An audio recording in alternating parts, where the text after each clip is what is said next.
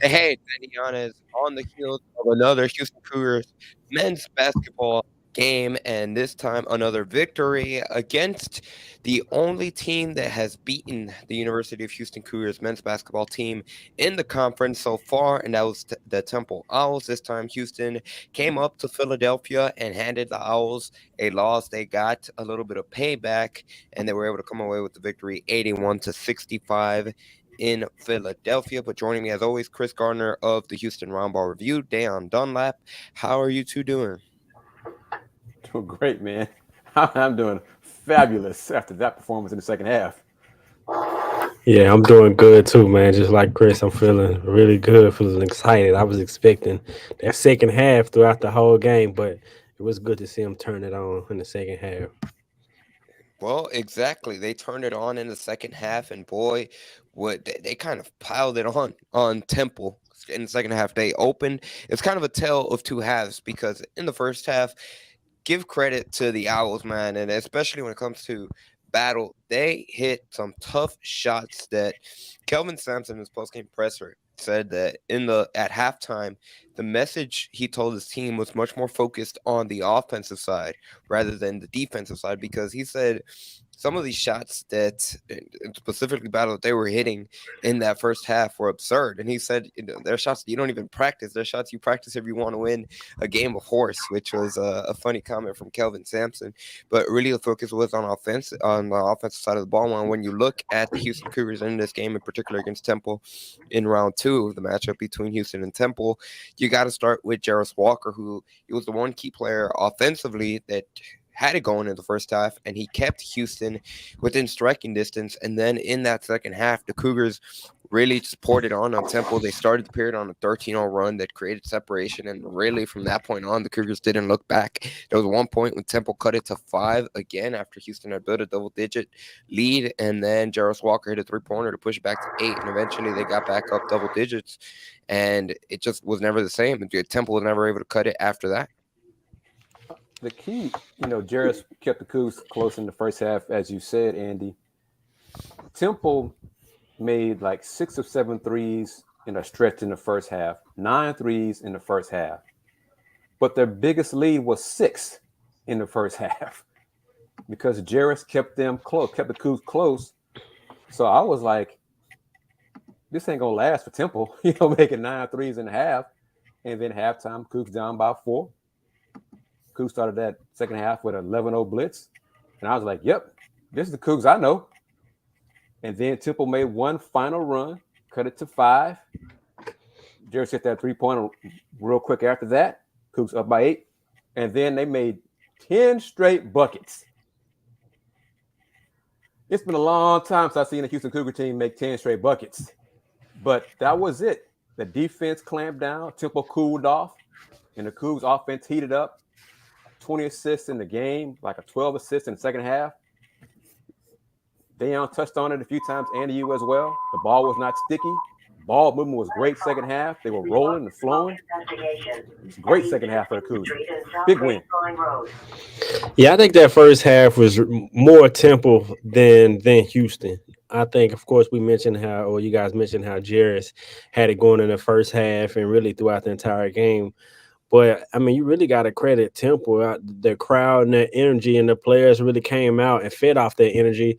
And Battle was the best guard on the floor. I mean, you got to give it credit where it's due. I know Coach Sampson said those like practice shots, but those shots that Marcus make all the time, step back threes, contested threes, and good players make those shots. So I'm gonna give him his credit for playing lights out because he really, really did. But like Chris said, watching that game, I didn't think they would be able to keep up that efficient shooting throughout the entire game. Um, as a team, I thought Battle could have did that because he's that good of a player, that prolific of a scorer. But as a team, I didn't think they would be able to do so. I think they could have because it's at home, so you never really know. So I'm watching and I'm thinking like, dang, Houston got to get more from a certain player, more from him, more from him. But then it was just kind of like an avalanche in that second half. I think Coach McKee probably should have started Dunn and Battle in that second half. I know Yeah, how that it's was been going for interesting. them. Yeah, I think that second half, the way it's going, I mean, not to question him, but just watching the game and the way he had it rolling, I'm thinking you want to keep that momentum going, especially at home. But in that second half, Houston just moved the ball and played team defense. Rebounding was still lackluster, and most of it really, I really don't. I can't put a finger on the rebounding. They just didn't rebound the ball well, but everything outside of rebounding, they played really well. They played really well. Real quickly down to add on to your point in regards to the atmosphere that it was here. Kelvin Sampson after the game said he gives the student section here at Temple an A+ for really how much they heckled the Houston Cougars in this game and how much they brought energy. But like you said, in the second half, it didn't take long for Temple to bring in Damian Dunn and battle after that. After Houston tied it, I believe, like shortly thereafter, they were right back in the game. But by that point, you kind of, when Houston took the first lead in that second half, and it kind of, what a coincidence, it came off the heels of a couple of free throws going back to the first meeting in Houston, how big of a storyline that was between these two teams. But once they were able to build up a 4-point lead and they slowly built it, and then Temple, I think there was a couple of stretches there where they got 3 offensive rebounds, and I can't remember if it was when Houston was up 4 around that stretch, and they were getting open threes, they just weren't hitting them. And right there, when Houston kind of dodged a bullet right there, from my perspective, when I was writing the game story, I was happy because that meant I could write my game story knowing that they were going to be rallying in the second half, and I already had my story done. And really, that's how the game played out, something we've seen from this Houston Cougars team in the past, because really, especially just look at the microcosm of the Wichita State game, where, again, similar. Wichita State was beating Houston when it came to those hustle plays. They were getting offensive boards. They were winning the rebounding battle. They were hitting some tough shots, and they were beating Houston on the offensive side of things. And then just like that, they found a switch, the Houston Cougars did, and it didn't matter that Wichita State played as well as they had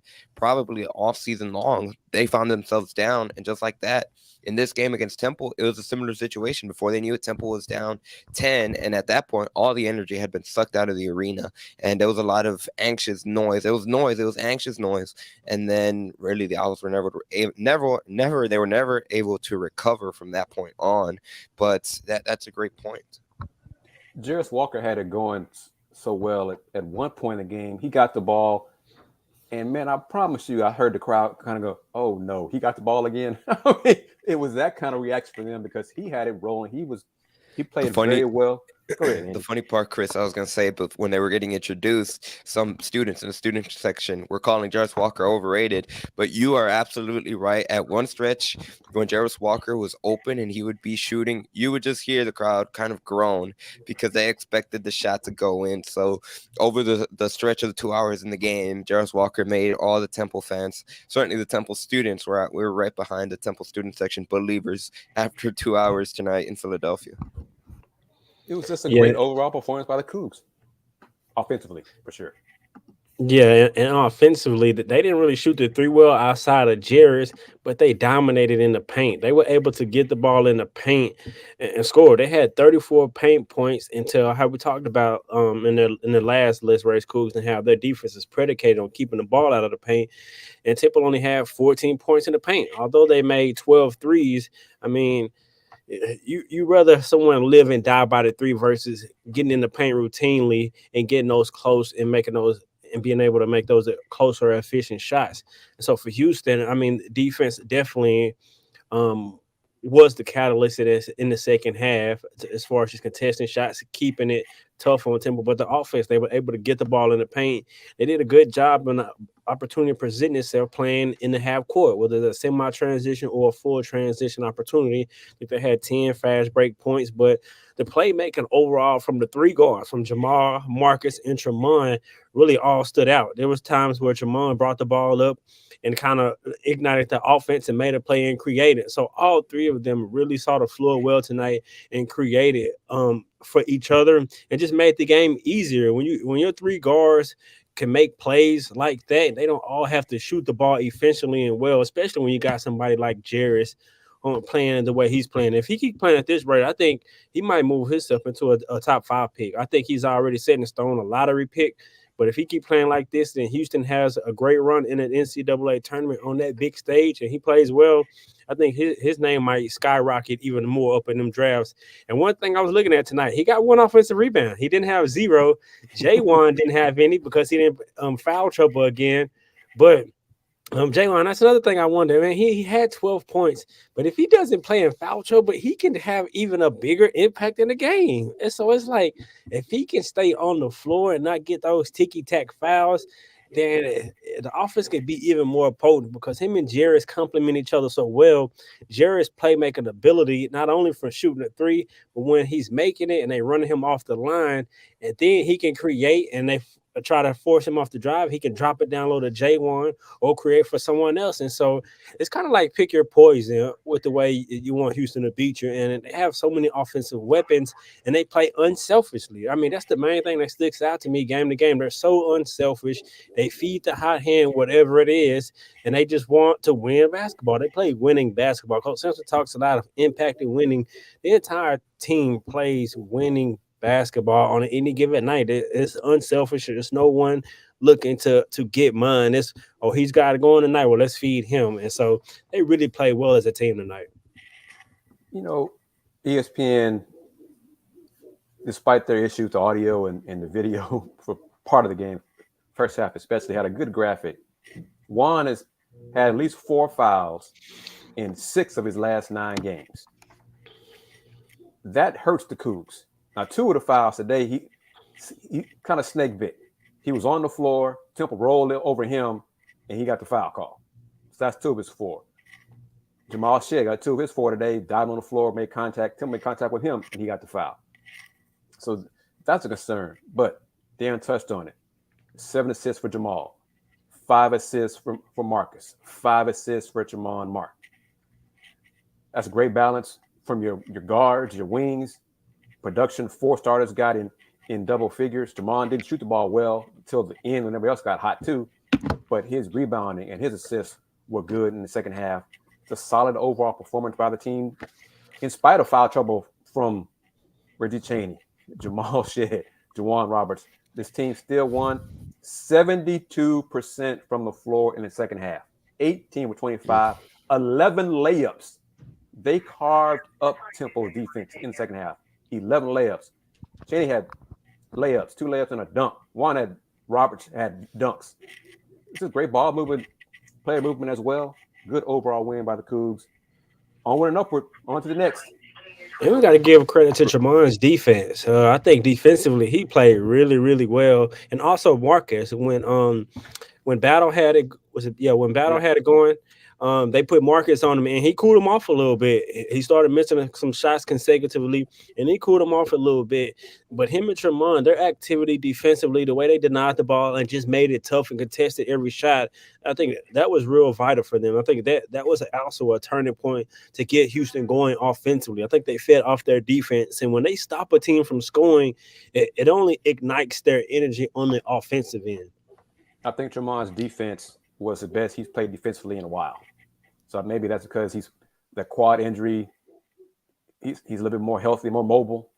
Because his defense, that block shot he had a battle 3-pointer, knocked out of bounds. That was the capper right there down the stretch right there. The Tremont defense, he was locked in defensively. Real quickly, before we move on, we're going to hear from head coach Kelvin Sampson on the other side of this break, but we'd like to thank every single one of you guys that is watching us live on the Houston Roundball Review YouTube channel. This is Let's Rage Coogs presented by the Saxenian Family. The Saxenian Family is a primary sponsor of Let's Rage Coogs basketball for the remainder of the men's basketball season, heading into the American Athletic Conference postseason tournament, which is roughly just over a month now. Have the time ticking because here in Temple, they did have a promotion for the American Athletic Conference men's basketball tournament, which will take place March 9th through the 12th at Dickies Arena in Fort Worth, Texas. So, of course, we'd like to say thank you to the Saxenian Family for being the primary sponsor for really the entire season of the men's basketball year for Houston. They committed to being the primary sponsor early on for the first episodes and haven't let go since. And, of course, we also like to say thank you to our other partners, beginning with Star Pizza. Be sure to visit them online at starpizza.net. Star Pizza is Houston's best pizza since 1976. And HOUNIL. Check out this message from Javier Francis and HOUNIL. Hi, my name is Javier Francis, and I'm partnering with HOUNIL. Hey, we need the fans to go to HOUNIL.com to subscribe to our player credit content. Supporting Cougar basketball helps us players stay among the top teams in the country. Once again, that's HOUNIL.com to subscribe. Thank you, and go Cougs.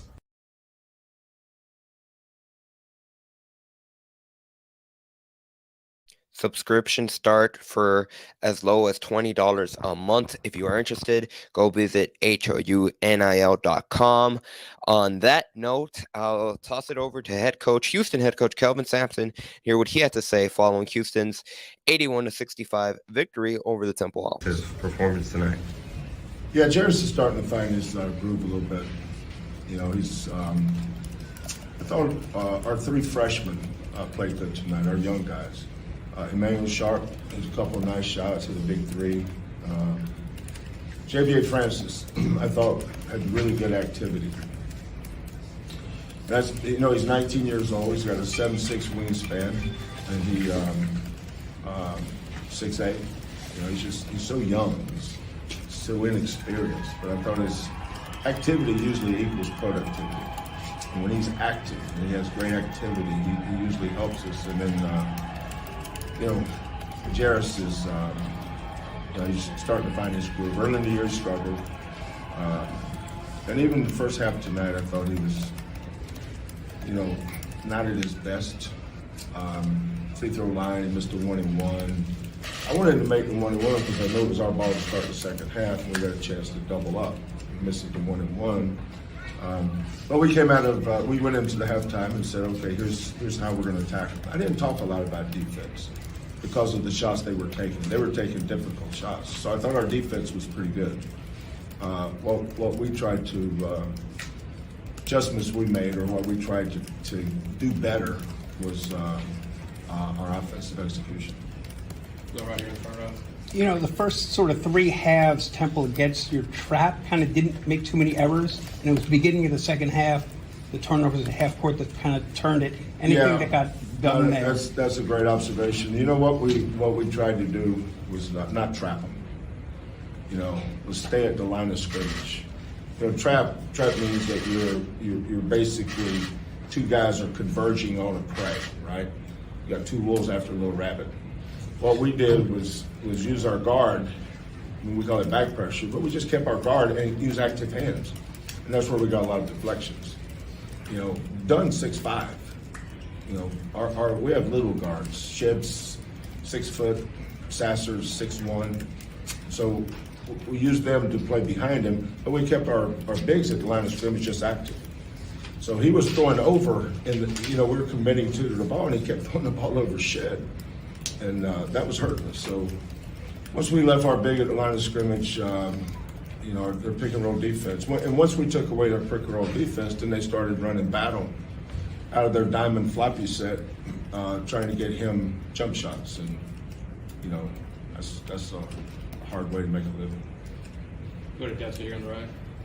Coach Sampson, it seems like the freshmen really stepped up tonight, whether it was Jairus making that three to move it from 5 to 8, and then after that technical, you had Sharp was a real sharp shooter tonight, making that three to push it back from 10 to 13. What does it really say about the freshmen already buy in that they're falling already? Yeah, this is a good time of year to do it. The guy that's been playing better that just hasn't found his niche yet maybe is Terrence Arsenault. You know, he can play better. But you know, Sharp's father was his high school coach. You know, he was well coached coming in. Tough kid, keeps his composure, doesn't lose sight of what we're trying to do. And he's got a good body. You know, Temple's guards are big and strong. You know, we lost 4 starters off last year's team, and those wings were all 6'5". We're not nearly as big as we were last year, but you know, we have to be way more aggressive. In the second half, I thought we were aggressive at both ends. Got time for one or two more if anybody's got it. We got one more in the back. As you enter the final month of the conference play and get ready for the tournament, where do you see the squad at right now, and what do you look forward to in terms of advancing that you play with as a whole? I think the big thing for us is continue to develop our bench. Those freshmen. We have four freshmen, and we have 5 guys that played last year. That's it. Reggie Cheney, J1, Roberts, Shed, Sasser, and Tremont Mark. That's it. Everybody else is a freshman. Francis a freshman, Walker a freshman, Arsenal a freshman, and Sharp a freshman. Just continue to develop those kids. So once again, that was Houston Cougars head coach Kelvin Sampson. He touched on a myriad of things. I think the first one that stuck out to me was when he talked about Jarris Walker and how really he's starting to find his groove. Nadeon, you said this earlier in the show. You tweeted about it. And I absolutely agree with you. If Jarris Walker continues to play night in and night out, because now he's starting to become much more consistent. He's not looking like a freshman that often anymore. Now, I know if you ask Kelvin Sampson, he's going to point out that rebounding aspect down. Like you pointed out, he did improve in the offensive rebound category. But that's got to be, if you're Houston and if you're other teams in the conference that are going to play Houston down the road, and you see that Walker's starting to really, really get in rhythm and get comfortable, that's got to be a scary sight, because now you just add really a nuclear option for the Houston Cougars, and that's tough to contain. Yeah, and what he brings is versatility, because he can score not only in the post area, but he stretches the defense with the four. And he's a much better shooter than what Fabian was last year. Fabian developed into a three-point shooter, and he was a consistent, and he was a good three-point shooter last year. But you compare that to his freshman year where Fabian didn't shoot threes. Jarris, this is his first night to where he knocked down the three efficiently at a high clip. And so it's not always going to be like that. But that's when the team scouting report that you have to run him off the three. And with his passing ability, it only makes it more potent. But just back to that point of him making the offense more versatile with his three making, when the ball is in Jamal's hands, and whether it's pick and roll or pick and pop, now you're going to have to, the defense, you have to pay attention to detail to Jarris, whether he's rolling or whether he's popping. And if he pops and you try to guard that, and Jamal can get all the way inside, Marcus can get all the way inside, or even Tremont. And so when you got the three guards who can all make plays at the way that they can, and you got Jarris at the forefront of it playing like he's playing, I mean, Houston's going to be really, really hard to beat. I think the more the next step just for the team is just for the guards. I don't want to say to find more rhythm, because I think they played in a really good rhythm tonight. Some shots just didn't fall, and they did a great job of making plays. So it's more about, like Coach Sampson said, I agree with that, just to continue to develop the depth in the bench, because you're going to need certain stretches and games and opportunities where you're going to need Terrence to step up and make shots and make plays. You're going to need Emmanuel to step up, make shots and make plays. You're going to need JVA to come in and anchor down that middle. And I think another thing for him is he's such a good shot blocker. You don't want to take his threat away from blocking shots, but you don't need him to I want to go after blocking every shot, because some of those times it makes the team acceptable for offensive rebounds. I think sometimes he just has to trust the defense and trust who's ever guarding to contest that shot, and he can come in and clean up the boards. But overall, man, like you said, with Jarris playing the way he is, teams are in for something. It's just he's, I think, getting more comfortable. I think Coach Sampson is beginning to also continue to develop his trust in Emmanuel Sharp and Terrence Arsenault, letting them, Terrence with the travel, the up and down, so he didn't get a lot of run after that. But Emmanuel, he put Emmanuel back in the game. Emmanuel was good defensively, hit a three-pointer during that 10 straight baskets for the Cougs. So slowly but surely, old school coach Kelvin Sampson is beginning to develop some trust, more trust in his freshmen. So that's good to see. And it's important for the Cougs to be able to go 9 deep. And if they can do that, going 9 deep, it just adds versatility to the offense and the defense.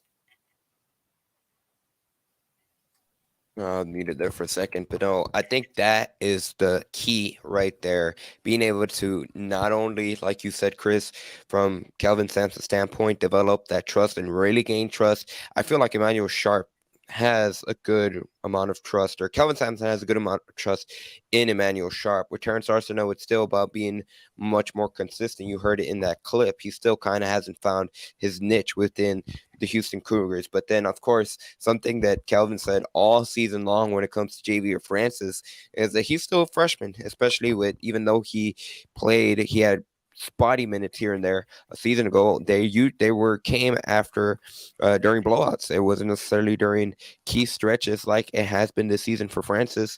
But what I was gonna say, when it comes to those three players in particular, Arsenault, Francis, and Sharp, it's going to be key that come March, so come a month from now, and heading into the NCAA tournament, that those three players, obviously you don't expect them to be averaging 10 plus points a game, but for them to have a specific role, a specific niche, where they're comfortable, they have an identity, they know what they're going to be able to what kind of their goals are going to be night in and night out for the Houston Cougars, in order for the Cougars to reach the ultimate goal, which is to win an NCAA tournament, to win the NCAA tournament in Houston. Agree, and I think we're forgetting another thing. The Cougs had 8 block shots today, and Roberts had, I think, 4 of them. He had a nasty block. I can't remember if it was on Dunn or Batter. It might have been one of the other guards, but he just came in. It looked like he was going to let him go past, and he came in, with both hands, he just came on and glassed it. Yeah, so it's an example of, if Juan can avoid foul trouble, imagine go back to what Dan said earlier, what Juan could do with points and more block shots if he gets more minutes on the floor, if he can stay on the floor, because his help side defense and shot blocking is really has improved throughout this season. Javier Francis, he's still trying to defend on the perimeter, which is not his strength, but close to the basket, his help side defense is much better, and he can be an enforcer, an intimidator to block some shots as well. So that is another aspect to this defense for the team that could improve, as long as they avoid foul trouble. Today was the first time in a while Reggie Chaney was over aggressive. Some of his fouls today were like, Reggie, come on, man. The physical bumps and the reach in, 3 of his 5 fouls, he could have avoided those, but he was aggressive and he got points today. So this is, pick your poise with Reggie sometimes, but he is so aggressive. Sometimes you just got to, Reggie, calm down, man. Calm down. Keep yourself on the floor. He's much more impactful staying on the floor than city fouls. Yeah, to your point, Andy, about Terrence Emmanuel, I think their role is pretty much set in stand. I think it's more about them finding more of a rhythm and being more consistent within the rhythm of the game. Because like freshmen and what we've seen is so much of them, sometimes they just aren't in the rhythm of the game. Defensively, I will say they are much, much better than the start of the season. So defensively, I think they are where the team wants them to be. Of course, they can get better, but defensively, Emmanuel's not. He's much better defensively. Terrence is good defensively, and he's a good rebounder. So I think it's much more offensively when you're talking about with them just being consistent and playing with a rhythm and making plays, whether you're making shots or not. You just got to make plays, and that's what Marcus did tonight. Whether he got the Cougs off to a good start, but that first 3 he made was a semi-transition to start the game, and whether his shot is falling or not, he still impacts the game, and he still almost controls and dominates the game because he's making plays and not just relying on his ability to make shots. I think he knows he's such a threat. He used his threat to create and make the game make easy for others. That's the making of a great player, being able to make the game easier for other players, especially when you guard as much tension as he guards. And so, this team, man, I think they should be favorites. Do y'all think they'll jump Purdue? I honestly don't think they'll jump Purdue for number one. They had a quality loss with Indiana against Indiana. I don't believe so. And we're talking about the AP and coaches poll, which I don't. They're still number one in the net. That's what I care about, the net and the predictive metrics, rankings like that. I don't care about the coaches poll, the writers poll, whatever. 1, 2, 3. I care about the Cougs being a number 1 seed way more than I care about them being ranked number 1 in the AP poll. Real quickly mentioning the net rankings, Houston's now 5-1 in quad 1 games. They're 7-0 in quad 2 games. So that's a big reason why they're number 1 in the net rankings. And of course, they're 1-1 in Andy, quad 3 games. Andy, who was one of those 5 quad 1 wins? Who of those? St. Mary's? Huh. Who beat St. Gonzaga? Mary's. Oh yeah, St. Mary's. They're ranked like number 6 in the net. Yes, It's and they funny beat how- a really good Gonzaga team last night. It's funny how some of these national bracketology people just seem to ignore who the Cougs have beaten in non-conference, like St. Mary's, Kent State, That at other Virginia. team, You know, right? They're right down the street in Huh. Charlottesville, not too far away. but I digress. I think it reminds me when you guys say that, it makes me think of last year because they almost had a similar schedule, but those teams didn't have a successful season like they're having now. And this season, some of those teams that they're playing are just having better seasons. Right. And so I think they are paying attention because what's it, Joe Lenardi, he was on during the broadcast and he talked about Houston being the number 1 seed, and he's the one guy. Yeah, he's the one guy who's been consistent with Cougs as a 1 seed. There are other guys, 2 seed. I think 1 is like borderline 2 or 3. And I'm like, come on, man, what are you looking at? You know, so, Right. But that's all right. And it's no, I could see if they just light out and be a 2 seed, but anything below a 2 seed, what Houston has been able to put together all season long is ridiculous. And I agree, like what Joe Lenardi said, when it comes to the eye test, I think the biggest thing about this Houston Cougars team, at least so far in conference schedule, and they started a bit during their non-conference late, it just seems like they have an extra gear to them. Like I said earlier in the show, going back to that Wichita State game, the Shockers did everything right. They literally did everything right, and they still weren't good enough to be able to beat Houston in their own home court. And I also want to say about what Lenardi said during the game. I talked about his prediction about Purdue-Houston. He acknowledged that the American is a good conference. They have good teams. So it was good to hear a national guy say that. Yes, there were some bad losses non-conference that has hurt the overall picture for the league, but this league has good teams. Going forward, if I could be concerned for the Cougs because they're going to the Big 12.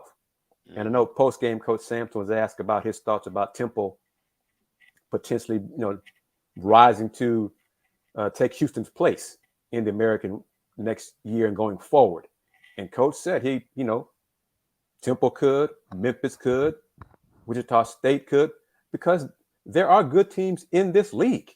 They're just not respected, from national, a lot of national folks. I think that the interesting thing about Temple, when you look at Damian Dunn, Battle, a lot of their players, they're sophomores. So in a perfect world, barring any transfers, they're going to be coming back next year, and they're like maybe we're just been brainwashed by Kelvin Sampson, but as juniors and potentially as seniors, they're going to be a force to be reckoned with in Temple. I agree. I think Temple's building something really, really strong for the future, barring any transfers.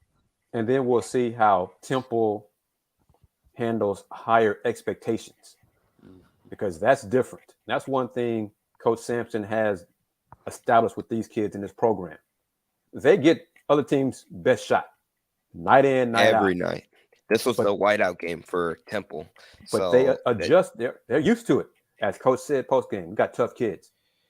You got to have tough kids to win on the road. We got tough kids. Yeah, I couldn't believe that he only had Houston and Memphis in the tournament, and Tulane has beat Memphis twice. Temple, they had some of the non-conference losses, but you got teams like TCU who got a bad non-conference loss, although they're in the Big 12. So they was maybe thinking about what Chris said last episode, like they pick and choose what non-conference games that they want to put into account. And so, I mean, the league is good. The teams are good. Temple is good. I think the difference tonight in the first game was Damian Dunn and Khalil Battle got off. Tonight, Dunn struggled, but Battle got off. I think if Dunn would have had a better night, it would have been a closer game. And so, any given night, of course, Houston gets the team's best shot, but they play against good teams with good guards, and they have good size. I think the size really disrupts Houston when they play against teams with good size that can pass and that can execute, because it makes it tough. I'm looking at trying to go through Tulane's non-conference schedule. Yeah, it wasn't. Let's see, it wasn't very strong. And for them to not be in the Big 12, that's a problem. Kansas State. But Tulane non-conference schedule is 343 strength of schedule. So that's what's holding them back because of that, and not being in the Big 12, being in American. So yeah, the Big 12, they don't have a conference that could save them from a national perspective. But real quickly, put a pin on there right there. I'd like to remind everybody that's watching, thank everybody that's watching live. We've had these past two shows have probably been our most viewed live show, at least certainly from an all-time perspective. I think you could throw in a couple of football post-game shows as well, but we thank you for being able to, I guess it's not that late back in the Central Time Zone, it's 9:36. So thank you for being a part and chatting with us here on Let's Rage Coogs live on the Houston Roundball Review YouTube channel. If you're listening audio only to wherever you get Pots Time of Jamma on your platforms, whether it be Spotify, Apple Podcasts, Google Podcast, any other kind of audio platform that you're listening to, even though you're not listening to us live, thank you as well for making the choice to involve us in a part of your day. That really means a lot, and we couldn't say thank you enough. This is Let's Rage Coogs presented by the Saxenian Family. Of course, we'd like to say thank you to the Saxenian Family, who's going to be the primary sponsor for the remainder of the men's basketball regular season and into the American Athletic Conference postseason tournament. And of course, our other partners, beginning with Star Pizza. Be sure to visit them online at starpizza.net, where not only you can see their menu for their various locations, but you can also order online. So you can just stop by at any of their locations and pick up Star Pizza's Houston's best pizza since 1976, and be sure to visit them online at starpizza.net. And of course, we'd also like to say thank you to HOUNIL, and here's their message from Javier Francis. Hi, my name is Javier Francis, and I'm partnering with HOUNIL. Hey, we need the fans to go to HOUNIL.com to subscribe to our player credit content. Supporting Cougar basketball helps its players stay among the top teams in the country. Once again, that's HOUNIL.com to subscribe. Thank you, and go Cougs.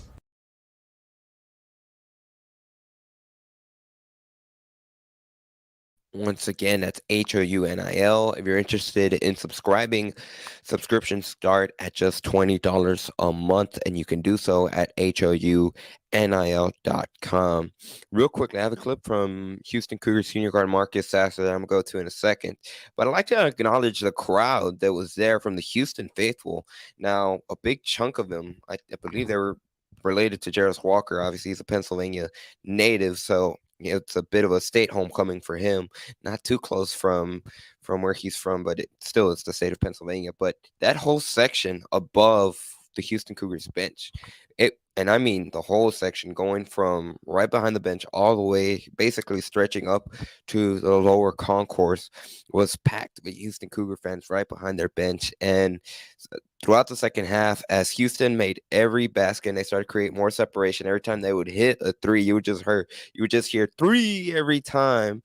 And at the end of the game, they even started their own Ryan Elvin chant because they wanted Ryan Elvin to get into the game. And when Kelvin put him in the game, they just lost it. And then when he hit the three, it got loud. It felt like I was in a Fertitta Center for a second. It felt like I was in a Fertitta Center for a second. That's how loud they were. So big shout out to them. They made the trip up to Philadelphia. I think Mark Adams mentioned that Ryan Elvin's mom and dad are either from Philly or from Pennsylvania. So that's why he had like 100 friends and family come to the game as well. So that's part of the crowd. So great to see Cougs fans becoming nationally popular. Outstanding. Absolutely. But on that note, I'm going to send it over to Marcus Sasser. Check out what he had to say following Houston's 81-65 victory over Temple. Talk a little bit about what the message was from Coach in the second half, and I mean, really was the key to that 13-0 run y'all started out with. Really just come out with, with a lot of energy, and really just try to get a run. Our goal was to make them call timeout, and I think we did a good job coming out in the second half with high energy. Coach was talking about how really the message wasn't even about y'all's defense. Like, they were hitting some crazy shots. Yeah. It was about the offense and execution. What did you guys see from that offense to be able to make Temple call timeout? Yeah, J1, he was in foul trouble the first half, so we used him big time at the start of the second half, and we really just played through him. Right. He just made the whole team, our side, and team better. So I think just using him, as a facilitator, as a scorer, really helped us in the second half. How big was Jarris in this game? He was great. He was everywhere, really. He hit big shots, played great defense, rebounded at a high level. He was big tonight for us. Coach said one of the kind of key things for you guys heading into March will be to continue to develop the bench, especially with like the young guys you have with all the freshmen and then Xavier Francis too. From your perspective as a leader of the team, how could you help in their development heading into March? Just being on them really in practice, so they can be ready for the moment when they do come in. Because like even tonight, you never know when somebody can pick up 2 fouls or even 3 fouls in the second half or something like that. So really just staying ready for the moment, really. A game like this, obviously, I'm sure you guys wanted bad after what they did at Fertitta Center to be able to come out and come away with a win. How do you guys feeling heading back to Houston? We feel good. I just feel like it's a right place, a right step in direction for us going, towards March. I feel like we really needed this, so I feel like it was a good W. That's it. Thank you, Mark. So once again, that was Houston Cougars senior guard Marcus Sasser talking after the game, and a couple things that stood out there. I think it's interesting from that last tidbit about how they kind of needed this one heading into March. It was a good quality win in a crazy atmosphere that it was. They were able to make the crowd quiet out and for the most part send most of the Temple faithful to their homes early. But what stood out to you for Marcus Sasser postgame? I think it was his comment about staying on him at practice and being ready, because like we just said a second ago, you never know when the opportunity is going to come. Like you said, someone can pick up 2 fouls, someone can pick up 3 fouls, an injury can occur, but knock on wood, but anything can happen where their role can grow. So for them, it's about being ready and playing within the rhythm. And so I think that's what stood out to me the most. And I think he knows how important they're going to be down the stretch. And I think as a leader, he's taking upon himself, it sounds like, to help prepare them for what's to come, because he's been there. Although he didn't play last year coming down the stretch, he knows what it takes. He was there and still got those mental reps. So I think with the leadership with him and Jamal, I think they're going to help bring Terrence and Emmanuel and even Jarris along down the stretch. Agreed with everything Dayon said right there. And it's important to get these young guys confidence in themselves, because I think their teammates believe in them and see what they can bring. But as freshmen who don't get a lot of minutes come off the bench, they may have a little self-doubt. I think the confidence is there. I think they all have an individual confidence. Well, I'm not sure about Terrence yet. No, Chris, to add on to your point, and this is a great comment. So this is something that Terrence Arsenal said after their practice on Friday. And he actually did kind of allude to that, where he went back to November and specifically that Oregon game. He talked about how really he was playing it. He didn't necessarily say it was a different mentality, but he felt like he was playing much more loose in terms of maybe less pressure on him, where he was like, oh, I'm a freshman, I'm just going to go out and play. If I make mistakes, I'm a freshman, they're supposed to happen. And then he said it during the middle of December and January, it kind of shifted to maybe he was trying too hard to be perfect and being able to execute what's expected from the coaching staff. And now he said he's beginning to he's trying to get back to that mentality that he had in November, which I found it interesting there, because it does kind of connect with, Chris, what you pointed out to about the confidence heading in down the stretch of the season.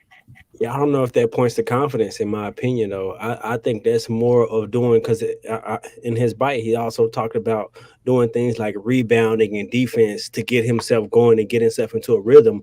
I don't think within that he's losing confidence. He's just trying to find a consistent stretch to where he can produce at the level he know Rhythm. he can produce at. I don't think he's feeling like I can't do it or I shouldn't shoot this shot. I think he's just still learning and developing, and I don't think he's questioning himself. I don't see it, man. Maybe I could be wrong, but I just don't think it's a confidence factor, especially when I watch Emmanuel. He doesn't lack confidence as far as taking shots, whether it drops or not. You can tell the confidence is there. And same with Terrence. I think for him, it's more just second guessing and not being decisive in his decision making, like I talked about with Jarris. I think at times we talked about with, like I spoke about with Jarris, he was just second guessing and not playing. So I think Terrence now, I think he's just settling in and realizing he has to allow the game to come to him, do the things that it because 90% of the game you're not going to have the ball in your hands, so you can still impact winning with rebounding, with playing hard, and with effort. And he said those things get him going offensively. And so once he just gets to that point to where he kind of settles in and be more consistent and make quicker decisive decisions, like in the last home game where he made the decision to drive and got that layup, that's a quick decisive decision. So I can't say, in my opinion, that I think it's confidence. Well, we're splitting hairs here. When he had that up and when he should have took the shot and he tried to dribble with it up and down, he hesitated. So whether that was, should I take this shot, overthinking it, overanalyzing it, whatever. Decision making. That's not confident. But I'm saying he's lacking confidence in himself because Coach Sampson is so hard on freshmen. As a freshman, if you don't play a lot of minutes, at some point you got to be like, man, I think I'm doing enough in practice. I think I'm doing everything. And his teammates are telling him, yo, man, you're doing fine. Keep doing what you're doing. This is just coach being hard on you because that's who he is. Mm-hmm. He can hear all that all day long. But until he believes in himself, that's the holdup. It's not going to take him that long.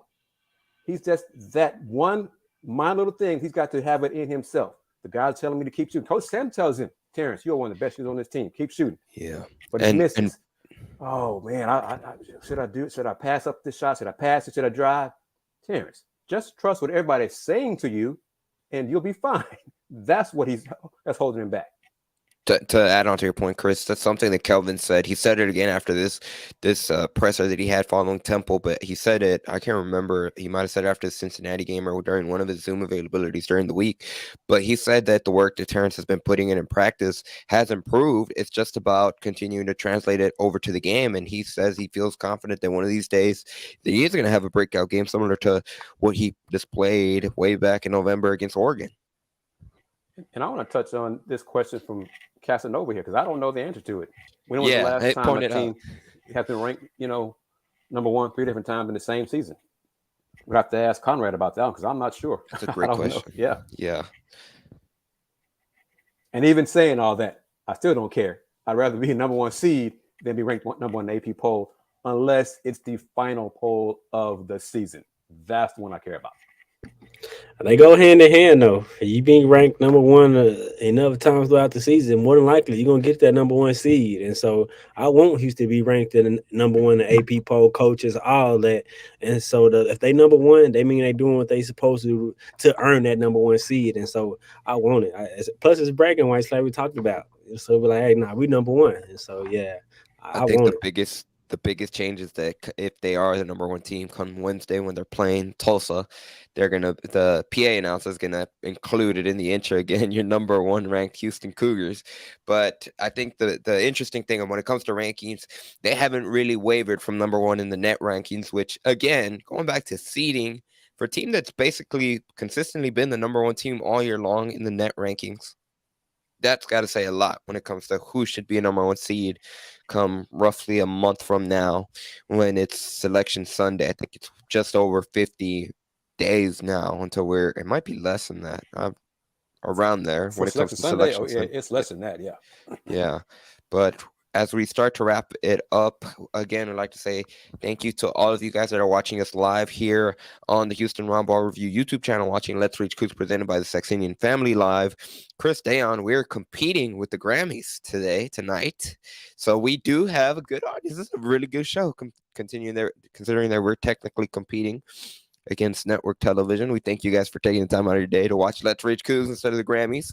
But anyways, on that note, obviously the final score, once again, if you're just joining us, Houston Cougars, number 3 ranked Houston Cougars defeated Temple 81-65, atoning for their lone conference loss of the season so far, which came just a few weeks ago inside the Fertitta Center against this very same Temple Owls team. Now, when you look at leaders, of course, you have to start with Jarris Walker, who led the team with 23 points on 8 of 12 shooting. He had 6 rebounds. And like Dayon alluded to, he also had an offensive rebound. Marcus Sasser had 13 points. Jamal Shedd had 12 points. Jawan Roberts had 12 points. So they were just 4 points shy of Tremont Mark for once again having all starters be in double figures. I'm going to leave it open, whoever wants to take it. What are kind of your final takeaways? I got distracted by Parker Ainsworth's comment. I have a Beyonce impression for Grammy night. It's the rules. I do not have a Beyonce impression. I would not be able. You do not want to hear me sing. No, you do not want to hear me sing. Chris, it is the Grammys. Maybe you could sing. Chris has the voice for it. I can sing, but I'm not going to sing any Beyonce songs, man. I'm not doing that. No. All right, Parker distract. I guess I do have the mic. Maybe I can't true. sing. Not at all. My voice is not cut out for being able to move a high pitch or anything like that. But what I was going to say, I'll leave it open. Whoever wants to take it, any final takeaways from Houston's victory over Temple and anything looking ahead, they're going to be playing Tulsa again on Wednesday. They've already played them one. It was actually I believe the conference opener way back in December 28th, and Houston was able to beat the Golden Hurricane without really much issues. What are you guys expecting? Again, any final takeaways from this game? I want to go first because I want to give Andy his flowers because of the Wi-Fi issues he had to deal with at Temple's with Leocourse Center. So that's why we had a little later start to Let's Rage Coogs. I had forgotten about those. This evening, so he adapted. So we're adjusting to technology, and we're still able to bring you Let's Rage Coogs tonight to discuss the Cougs 81-65 win over Temple, and now the Cougs are 2 games up over Tulane and Temple because they're now 8-3 and the Cougs are 10-1 in the conference. So that's big. Tulsa, it's a home game. The Cougs need to hopefully continue. They're not going to make 10 straight buckets. I'm not expecting that, but efficiently offensively, ball movement, good assist numbers. Their 2 losses, only 8 assists average in those 2 losses. Their wins, roughly 15 or 16 assists per game. The ball movement is key. Don't have it be sticky. They do that. They are better than Tulsa. Tulsa's rebuilding. Need to go out and show it, get the win over Tulsa, and keep moving forward. Keep progressing as the season winds down. It's almost tournament time.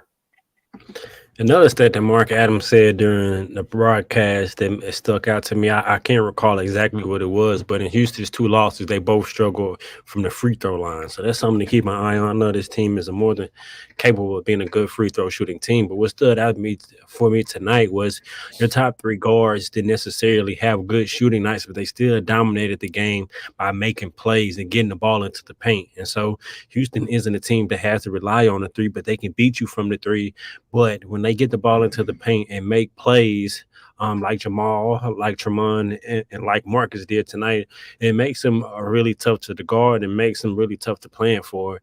And plus, I mean, when you have someone like Marcus who you don't need to score as proficient as he's capable of doing, and I think it's tough. And I think J1 is on the scouting report for the officials. That's something that I think now. I think he's on the scouting report for the officials to watch his aggression and watch how he plays. So he has to play smarter because I think he can even have a bigger impact on the game if he stays on the floor longer, because you see what he did in limited minutes tonight with the last couple games. So if he can stay on the floor longer and Houston continue to get the ball in the paint, I really love. And like Chris said, I expect them to dominate Tulsa pretty much. And Andy, Mr. Smith answered it, but I'm gonna go ahead and answer it for those who aren't watching us and listening to the podcast later on. Question. If the Cougs, the number one overall seed, will be placed in the region, that's how it's going to play for every top four of the seeds. Number one overall seed will be placed in the region closest to them. So that's why when you see right now Purdue is number one overall, they're in Louisville. If the Cougs become number one overall seed, the closest region is Kansas City, and it'll just go down. The second number one was close to them, and then third, and then last number one was ever left. That's what's going to be there. So it's important to some people. Cougs play like they did today, second half. It's not going to matter. A lot of bracketology has the Cougs.